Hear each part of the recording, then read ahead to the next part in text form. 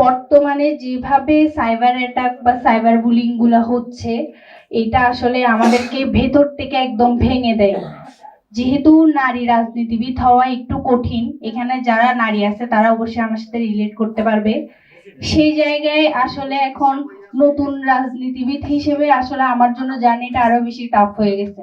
কারণ আমি যেহেতু একদম ভিন্ন প্যাটার্ন থেকে হঠাৎ পলিটিক্সে আসি, সেহেতু আমার সাথে যেগুলো হচ্ছে এগুলো আমি খুব চেষ্টা করি ইগনোর করব, যে আমি এগুলো দেখবো না বা আমি স্ক্রল করব না বা কমেন্টস গুলো পড়বো না।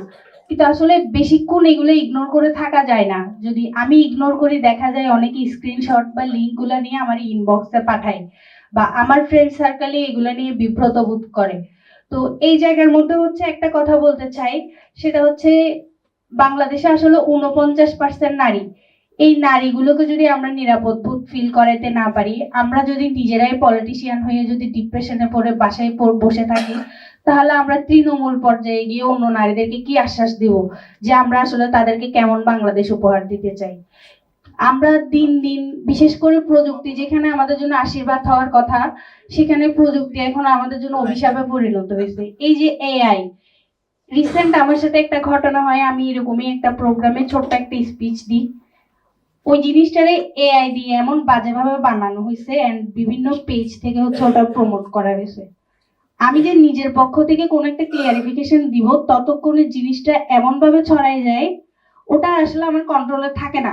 আমার ফ্রেন্ড সার্কেল কতক্ষণই বা আমার ফেসবুকে কয়জনই বা রিচ করে, তার চেয়ে বেশি রিচ হচ্ছে এমন জায়গায় হয়ে যায়। এন্ড নন স্টপ আমি ফোন বন্ধ রাখতে পারতেছি না, জাস্ট মেসেঞ্জার ওই লিঙ্ক গুলো আমার কন্টিনিউয়াস মানুষজন পাঠাচ্ছে।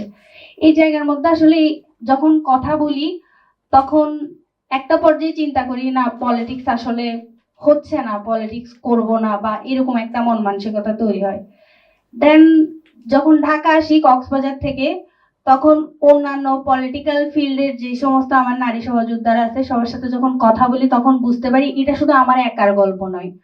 আমার দলের সিনিয়রদের সাথে এটা হচ্ছে, অন্যান্য দলের সিনিয়রদের সাথেও এটা হচ্ছে। তাহলে হচ্ছে, এটাকে হতে দেওয়া তো আসলে খুব একটা নর্মাল বিষয় না। এটা আমাদের আসলে থামাতে হবে বা এটা কমিয়ে আনার জন্য আমাদের ব্যবস্থা নিতে হবে। আমি এই বিষয়ে কারো প্রতি অভিযোগ করছি না, বরং অনুরোধ করছি। কারণ যে সমস্ত বড় সিনিয়রদেরকে দেখে আমাদের রাজনীতিতে আসা, যাদেরকে দেখে আমরা মোটিভেটেড হই, আমি তাদের কাছে আশা রাখবো, তাদের একটা নির্দিষ্ট ফ্যান ফলোয়িং তো ফেসবুকে অবশ্যই আছে বা সামাজিক যোগাযোগ মাধ্যমে আছে। তারা যদি একটা ছোট ছোট বার্তাও দেয় যে বিরোধী দলীয় নারী বা নিজের দলের নারীদেরকে কোনোভাবে আক্রমণ করা যাবে না, এটা নিয়ে আমরা ব্যবস্থা নিব, আমি মনে করি আগামী নির্বাচনে এটা খুব ভালো একটা ইম্প্যাক্ট পড়তে পারে।